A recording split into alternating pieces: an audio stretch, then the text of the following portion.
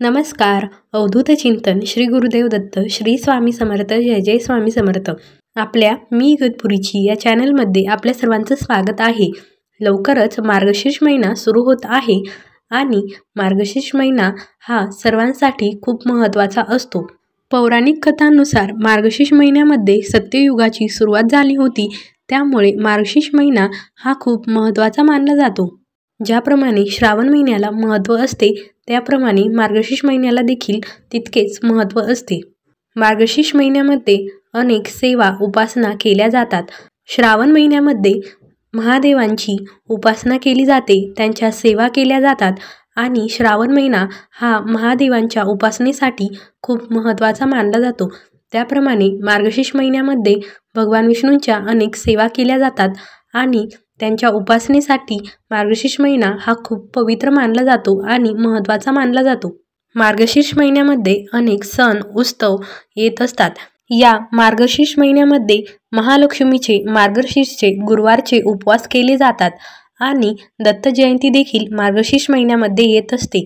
सोबतच मार्तंड भैरवांचे षडरात्र नवरात्रोत्सव म्हणजेच खंडेरावांचे नवरात्रोत्सव देखील या महिन्यात येत असते आणि चंपाषष्ठीचा उत्सव साजरा केला जातो.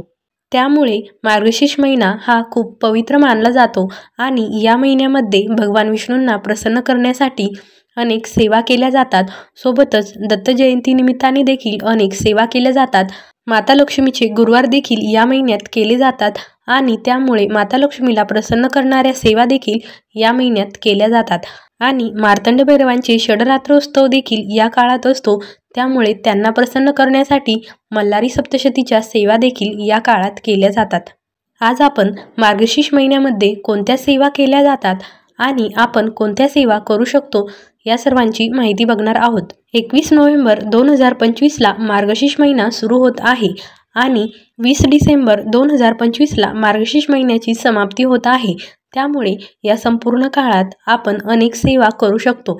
सर्वात पहिले तर मार्गशीर्ष महिन्याच्या सुरुवातीलाच म्हणजेच 21 नोव्हेंबरपासून मल्हारी षडरात्रोत्सव सुरू होत आहे आणि चंपाषष्ठी येत आहे.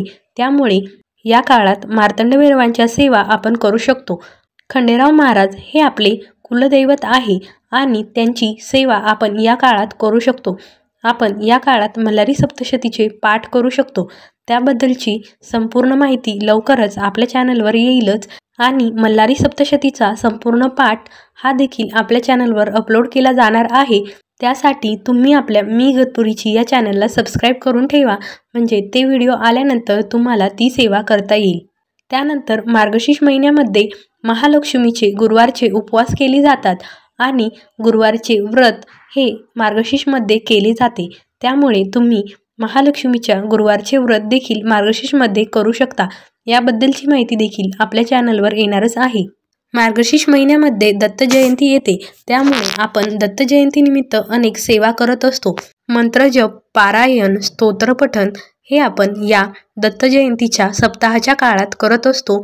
11 दिवसांची 21 दिवसांची स्वामी सेवा देखील आपण दत्त जयंतीच्या या काळात करत असतो.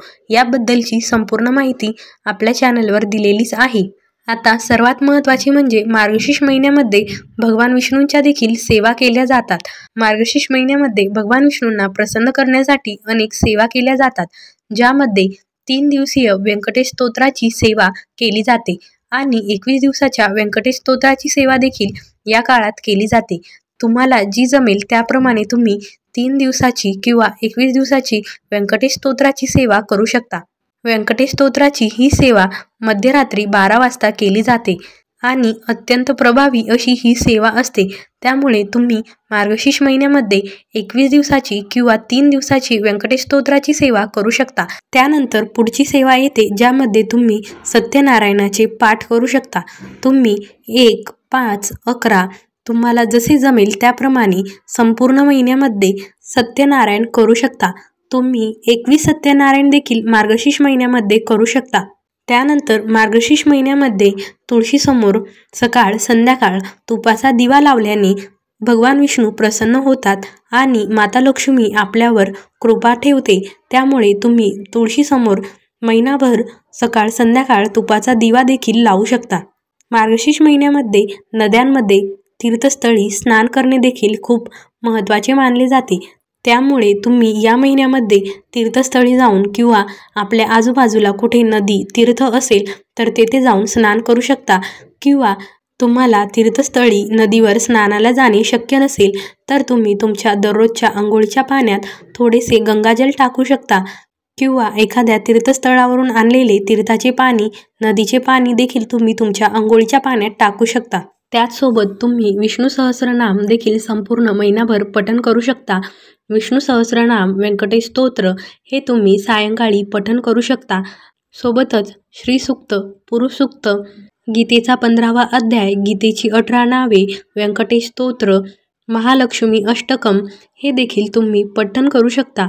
त्याचसोबत तुम्ही बाळकृष्णाच्या मूर्तीवर अभिषेक देखील संपूर्ण महिनाभर करू शकता, आणि नाहीच जमले तर बाळकृष्णाला एक तुळशीपत्र देखील तुम्ही दररोज अर्पण करू शकता। अशा प्रकारे तुम्ही दररोज या सर्व सेवा करू शकता। त्याचप्रमाणे मार्गशीर्ष महिन्यामध्ये तुम्ही गुरुचरित्र पारायण, नवनाथ भक्तिसार ग्रंथाचे पारायण, श्रीपाद श्रीवल्लभ चरित्राचे पारायण, भगवद्गीतेचे पारायण करू शकता। दत्त जयंतीच्या निमित्ताने तुम्ही हे सर्व पारायण करू शकता, आणि भगवान विष्णूंना प्रिय असलेल्या सर्व स्तोत्रांचे देखील तुम्ही पठण करू शकता। तुम्हाला काहीच जमले नाही तर या सर्व सेवांमधील एक तरी सेवा तुम्ही या मार्गशीर्ष महिन्यामध्ये करू शकता। जर तुम्हाला वेळच मिळत नसेल ही सेवा करण्यासाठी तर तुम्ही दररोज बाळकृष्णाच्या मूर्तीला अभिषेक करू शकता, किंवा एक तुळशीपत्र अर्पण करू शकता। तुमच्याकडे भगवान विष्णूंची मूर्ती किंवा फोटो, किंवा बाळकृष्णाची मूर्ती, किंवा भगवान विष्णूंच्या कोणत्याही रूपाची मूर्ती असेल, फोटो असेल, त्याला तुम्ही तुळशीपत्र अर्पण करू शकता। मार्गशीर्ष महिन्यामध्ये नदीवर तीर्थस्थळी स्नान करण्याला खूप जास्त महत्त्व असते।